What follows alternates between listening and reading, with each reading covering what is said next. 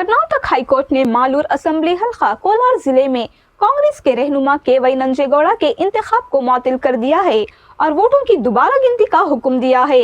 अदालत ने यह फैसला उस वक्त सुनाया जब डिस्ट्रिक्ट इलेक्शन ऑफिसर ने वोटों की गिनती के दौरान की वीडियो रिकॉर्डिंग फ्राहम करने में नाकामी जाहिर की। दरख्वास्त गुजार बीजेपी के उम्मीदवार के.एस. मंजुनाथ गौड़ा ने नंजेगौड़ा के इंतखाबात को चैलेंज किया था और अदालत से दरख्वास्त की थी कि इनके इंतखाबात को रद्द करके वोट दोबारा गिने जाएं।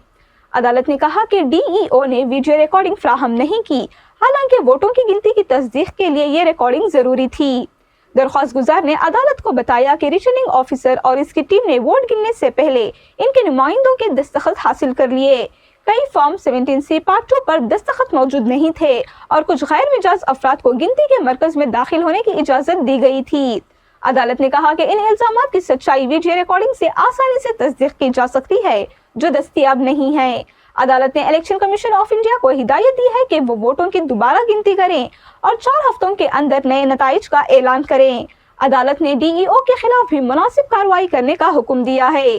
ताहम नंजेगौड़ा के वकील की दरख्वास्त पर अदालत ने अपना हुक्म 1 माह के लिए मौखर कर दिया है ताकि वो सुप्रीम कोर्ट से रुजू कर सकें।